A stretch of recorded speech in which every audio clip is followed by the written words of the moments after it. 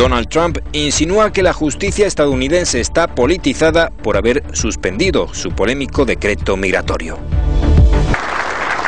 Nueva andanada dialéctica de Donald Trump contra la justicia. Mientras pronunciaba un discurso en Washington, el presidente estadounidense ha insinuado que el sistema judicial está politizado y que por eso ha suspendido el polémico decreto que veta la entrada en Estados Unidos a todos los refugiados y a los ciudadanos de 7 países musulmanes.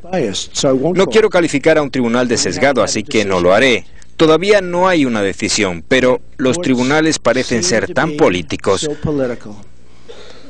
Sería tan grande para nuestro sistema de justicia que fueran capaces de leer una declaración y hacer lo correcto. El pasado viernes, un juez federal ordenó suspender la aplicación del polémico veto migratorio de Donald Trump mientras estudiaba su legalidad. El presidente estadounidense acusó entonces al magistrado de poner en peligro la seguridad del país. La Corte de Apelaciones del 9º Circuito de San Francisco escuchó el lunes los argumentos de ambas partes antes de adoptar una decisión. Si mantiene la suspensión, el caso podría terminar en el Tribunal Supremo. Justicia politizada, denuncia el presidente de los Estados Unidos con relación a su veto migratorio, mientras los 3 jueces que analizan reactivarlo deliberan. El equilibrio de poderes en Estados Unidos, las instituciones en riesgo en la era Trump. Un mal estudiante de secundaria entendería esto. Cualquier persona entendería esto. Es tan simple. Yo era un buen estudiante, entiendo las cosas, entiendo muy bien, ¿ok? Creo que mejor que la mayoría. Y quiero decirles, escuché un montón de cosas anoche en la televisión que fueron vergonzosas. Fue vergonzoso. Creo que es triste, creo que es un día triste, creo que nuestra seguridad está en riesgo hoy y estará en riesgo hasta que tengamos derechos y podamos ejercer nuestros derechos como ciudadanos de este país. Mientras 3 magistrados deliberan, un presidente critica o presiona. Reactivar o no el veto migratorio suspendido desde el viernes a personas de 7 países de mayoría musulmana es la decisión que en estos días se anunciará desde San Francisco. Mientras tanto, el presidente Donald Trump sugirió que la justicia estadounidense está politizada y lo dijo durante una conferencia de jefes de policía y oficiales de las fuerzas del orden en Washington, que el decreto no pudo estar mejor escrito. Los libros de historia apuntan al siglo XVII para identificar el uso de la frase mecanismos de control y equilibrio de poderes, checks and balances, lo dicen en inglés, y a este hombre, Charles Montesquieu.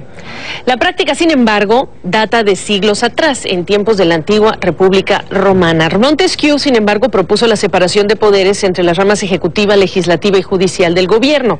Cada rama tiene poderes y áreas de responsabilidad independiente, pero cada rama puede establecer límites sobre las otras 2.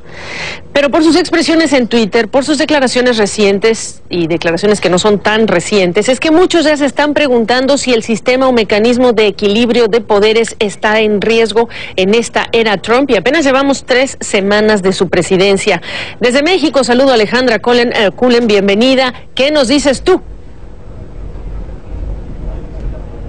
¿Cómo estás, Gabriela? Qué gusto saludarte.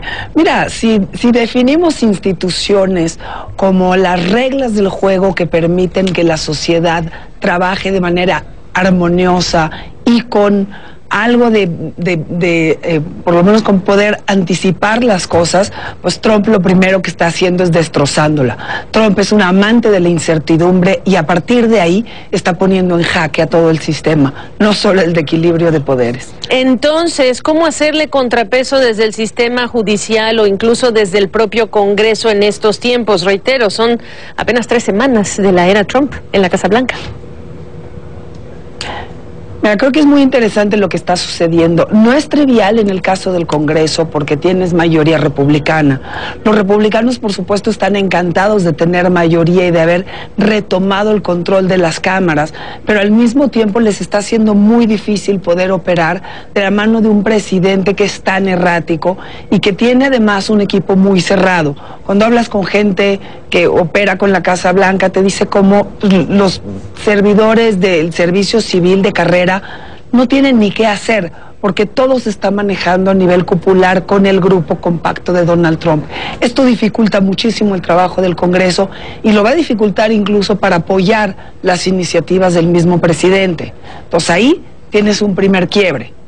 Otra de las cosas que me hace Nos queda, por supuesto, la Corte, ¿no? Claro, antes de hablar de la Corte, ahora que estás tocando el tema del Congreso, me hiciste pensar en las críticas de Donald Trump también, incluso a John McCain, que diría yo que es el más público y reconocible para la opinión pública de los Estados Unidos, en ese contrapeso entre los republicanos contra Trump. Y John McCain muy criticado por el propio Trump, incluso Donald Trump le ha dicho a este veterano de guerra que en sus comentarios tratando de comenzar a incluso una tercera guerra mundial, y entonces estás hablando de los límites que se están, digamos, borrando y reescribiendo de la figura presidencial hoy día personificada en Donald Trump.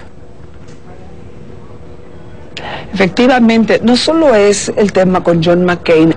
Todo legislador que se oponga a las iniciativas de Donald Trump está sujeto a las durísimas críticas por parte del presidente.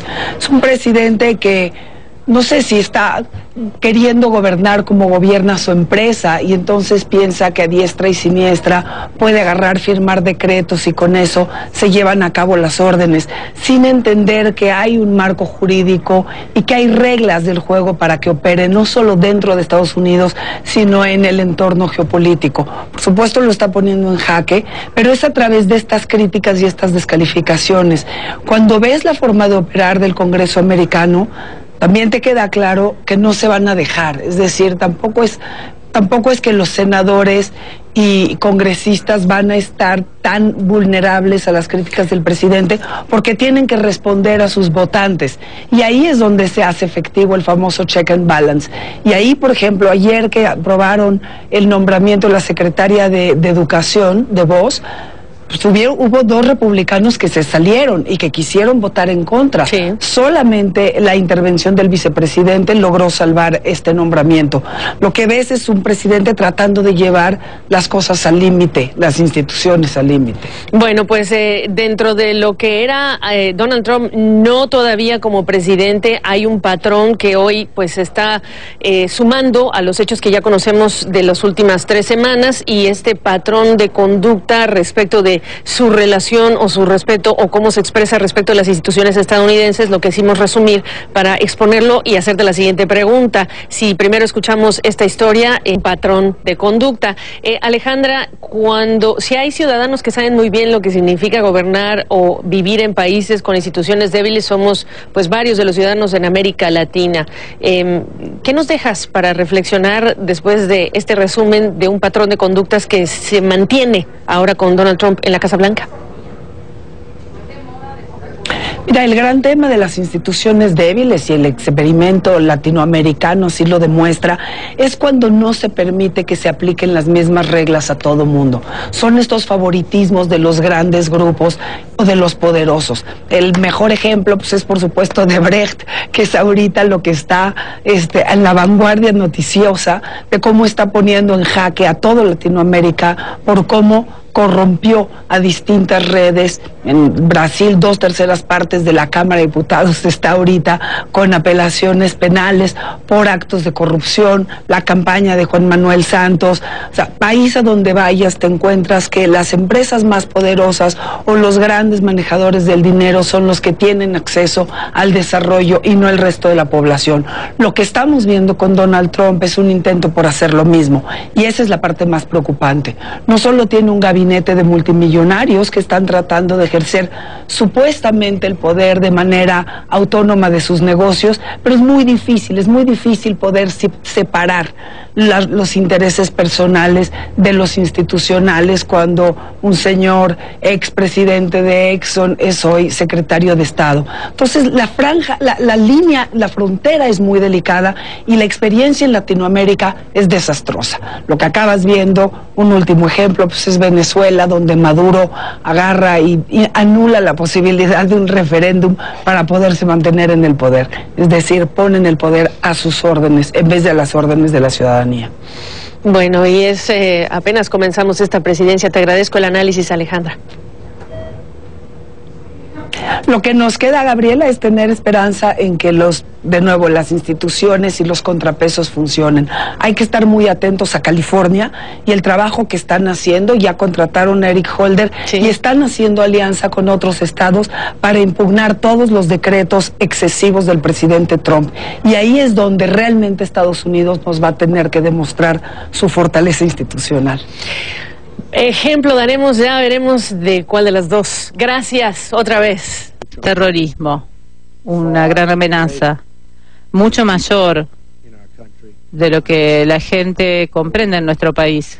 Créanme, he oído mucho en las últimas 2 semanas y el terrorismo es una amenaza mucho mayor de lo que la gente de nuestro país comprende, pero nos ocuparemos de eso.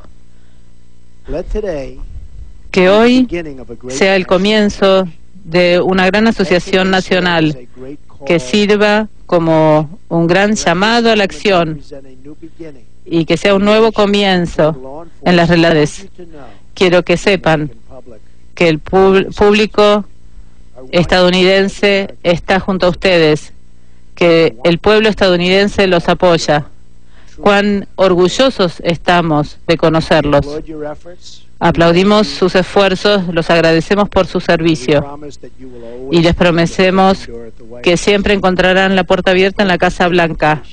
Una invitación a nuestros grandes policías, alguaciles en toda la nación. Ustedes son grandes personas. Gracias, Dios los bendiga y Dios bendiga a Estados Unidos. Gracias. Muy bien, fueron las palabras del presidente estadounidense ante esta convención de alguaciles de Estados Unidos. Dedicó la primera parte de su discurso a enviarle un mensaje directo a la justicia, que ustedes saben que en estos momentos el Tribunal de Apelaciones del Noveno Circuito de Estados Unidos está analizando, está con audiencias, determinar si mantiene o no suspendido el decreto inmigratorio presentado por el gobierno de Trump. Donald Trump dice que ese decreto es necesario para mantener seguro a Estados Unidos. Justamente también le hablaba esto a los alguaciles, de que necesitan todas las herramientas necesarias, y él como presidente está obligado a hacer eso, y muchas veces las cortes son políticamente correctas y no se fijan en la seguridad del país. Hagamos lo siguiente.